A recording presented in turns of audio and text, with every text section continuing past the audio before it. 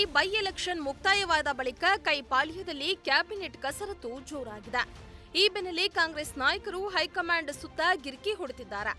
ಸದ್ಯ ದೆಹಲಿ ಪ್ರವಾಸದಲ್ಲಿರುವ ಸಿಎಂ ಹಾಗೂ ಡಿಸಿಎಂ ಡಿಕೆಶಿ ಅವಕಾಶ ಸಿಕ್ಕರೆ ವರಿಷ್ಠರ ಜೊತೆ ಸಂಪುಟ ವಿಸ್ತರಣೆ ಕುರಿತು ಚರ್ಚಿಸುವ ಸಾಧ್ಯತೆ ಇದೆ.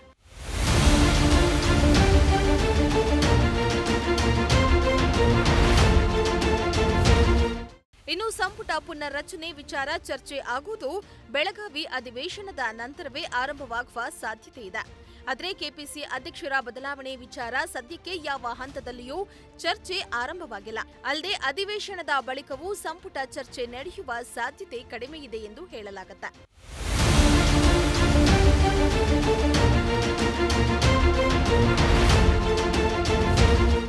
ಸದ್ಯ ದೆಹಲಿ ಪ್ರವಾಸದಲ್ಲಿರುವ ಸಿಎಂ ಸಿದ್ದರಾಮಯ್ಯ, ಡಿಕೆ ಶಿವಕುಮಾರ್ ಹಾಗೂ ಹಲವು ಸಚಿವರು ರಾಹುಲ್ ಗಾಂಧಿ, ಪ್ರಿಯಾಂಕಾ ಗಾಂಧಿಯನ್ನ ಭೇಟಿ ಮಾಡಿದ್ದಾರೆ. ಈ ವೇಳೆ ಸಂಸದೆಯಾಗಿ ನಿನ್ನೆ ಪದಗ್ರಹಣ ಸ್ವೀಕರಿಸಿದ ಪ್ರಿಯಾಂಕಾ ಗಾಂಧಿಗೆ ಹೂಗುಚ್ಛ ನೀಡಿ ಶುಭ ಹಾರೈಸಿದ್ದಾರೆ. ಈ ವೇಳೆ ಸಚಿವ ಸಂಪುಟ ವಿಸ್ತರಣೆ ಬಗ್ಗೆ ಚರ್ಚೆ ಆಗಿರುವ ಸಾಧ್ಯತೆ ಇದೆ.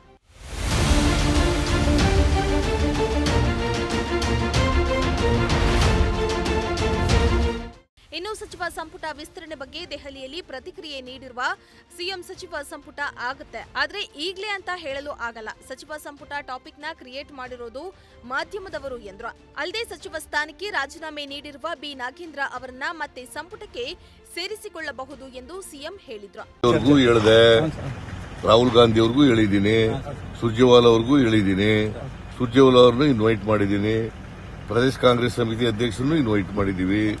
ಇದು ನಾವು ಮಾಡ್ತಾ ಇಲ್ಲ, ಆಕ್ಚುಲಿ ಅವ್ರು ಮಾಡ್ತಾ ಇರೋದು, ನಾವು ಸೇರ್ಕೊಂಡಿದ್ದೀವಿ ಅಷ್ಟೇ. ಸರ್, ಈಗ ಪತ್ರದ ಬಗ್ಗೆ ಖರ್ಗೆ ಅವ್ರನ್ನ ಭೇಟಿಯಾದಾಗ ಅವ್ರು ಏನಾದ್ರು ಪ್ರಸ್ತಾಪ ಮಾಡಿದ್ರೆ ಪತ್ರ ಬಂದಿದೆ ಅಂತ ಸರ್, ಅನಾಮಧೇಯ ಪತ್ರ. ಸರ್, ಇದು ಕ್ಯಾಬಿನೆಟ್ ಏನು ಚರ್ಚೆ? ಕ್ಯಾಬಿನೆಟ್ ಎಕ್ಸ್ಪೆನ್ಷನ್ 2 ಚರ್ಚೆ ನೀವೇ ಬರ್ದಿರೋದು, ನೀವು ಉತ್ತರ ಕೊಟ್ಟಿಲ್ಲ. ಅಲ್ಲ, ನೀವು ನಾವು ಮಾಡ್ತಾ ಇಲ್ಲ. ಈಗ